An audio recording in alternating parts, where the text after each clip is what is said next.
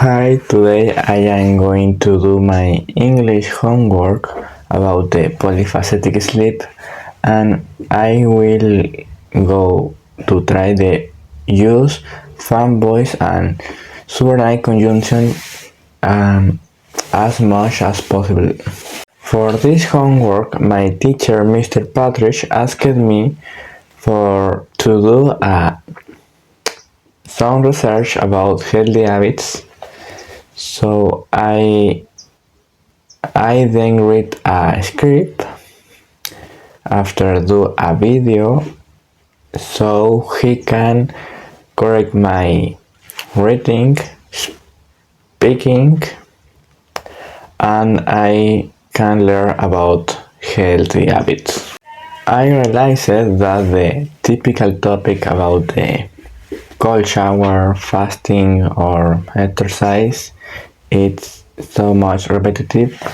So I found the topic about the polyphacetic sleep, which is a topic that I never heard about this before. So, what is the polyphacetic sleep? Normally, we have a monophasic sleep, which means sleeping in a long block.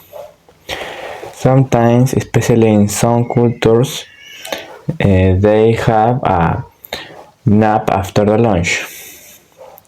So the question is, what is the natural pattern of sleeping for the human? Before the Industrial Revolution, we didn't have a light at night, only candles. So the most productivity activities we to do when the sun is up. After the Industrial Revolution, we had electricity light and have alarm clock to wake up earlier and go to sleep more late. On average, the days have 12 hours of sunlight and 12 hours of darkness. In winters, this time is different.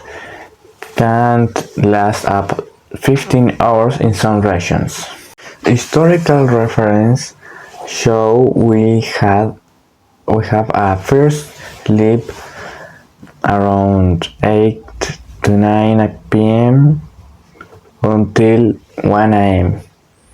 when they awake and do something things how read a journaling, pray, talk, and they go back to sleep around 2 a.m. until the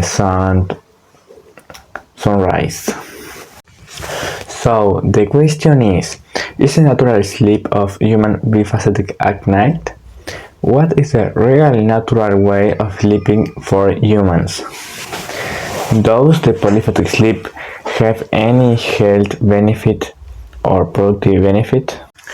The polyphacetic sleeping is actually common among animals. About 86% of mammals are polyphacetic sleepers, like dogs and cats.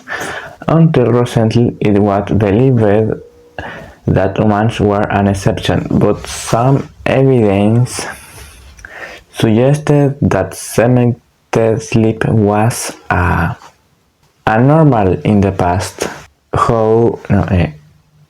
Like suggests some historical examples text like the Odyssey and personal letters. There are references to the first and second sleep. This contradicts the popular belief that humans must sleep 8 hours in a row. In 1992, researchers tested this idea by putting volunteers in a dark room for 14 hours a day for several weeks. The results showed that most participants adopted a segmented sleep, a bimodal sleep, which means we adopt a first and second sleep. On the other hand, modern hunter-gatherer society in Bolivia and Tanzania tend to have a monophasic sleep. This contradicts the before data, even though humans may have a segmented sleep at the one point about the history. We can say the biphasic pattern of sleep is the natural pattern for all humans. However, some ancient texts like the Odyssey mention biphasic sleep.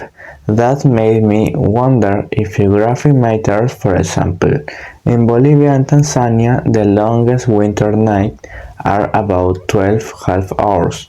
But in Turkey, where the Odyssey takes place, the longest winter nights are about 14 hours.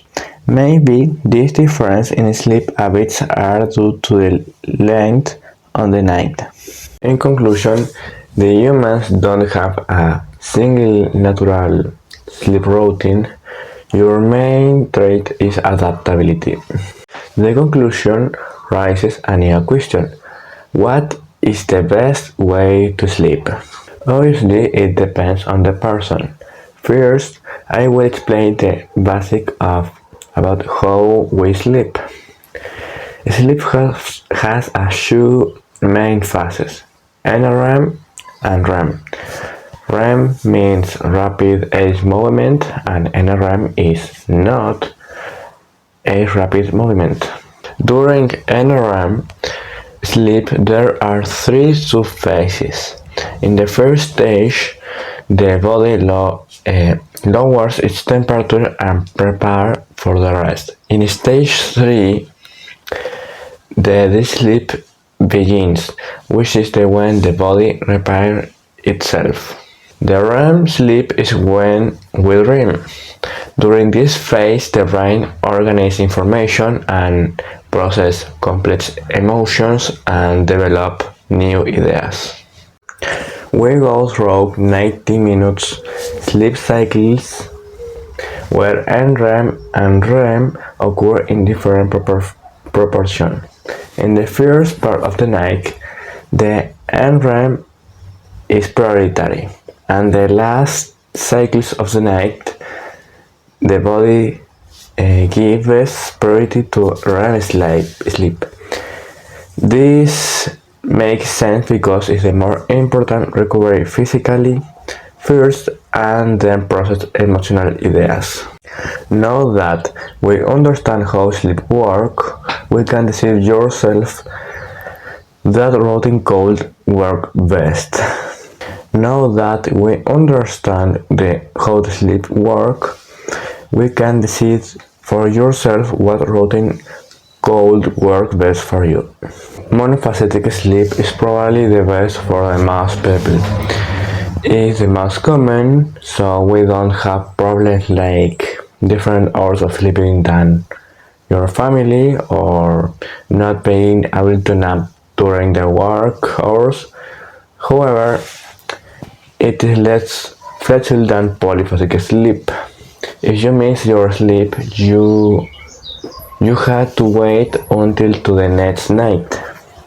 On the other hand, in polyphasic sleep, if you miss one nap, it's not as bad.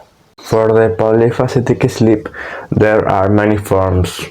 For example, 6 hours to sleep and 90 minutes of nap in the afternoon, or the Overman method, that is a short naps around 20 minutes every 4 hours, or different way is 4 hours of core sleep with 2 naps of 30 minutes. There are too many variation to cover all them.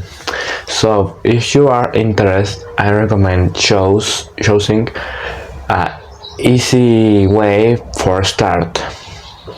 When I read about the Uberman method, sleeping only 2 hours per day with 6 naps, I saw that it's possible, but the body needs many weeks for adapt for this method and may not be safe for long term. However, for some people who soldiers, traders, hackers, it might be useful. I am going to try sleeping 6 hours at night and taking a 90-minute nap in the morning. I believe that the 6 hours will restore my body, but since REM sleep is concentrated in the last hours of the night, I will cutting it short. If I take a nap later, my body may prioritize REM sleep during that nap. My plan is go to the bed at 9:30 p.m., fall asleep by 10 p.m., wake up at 4 a.m., do a light activity like journaling for 5 minutes, then I go back to sleep for 90 minutes. That way I may get better REM sleep during the second session. This is just a theory. Maybe it will not work. Maybe I will need a longer nap before the nap, or maybe I will need a 30-minute nap later, or maybe I don't work at all. But for now, it seems logical enough to try. Hey.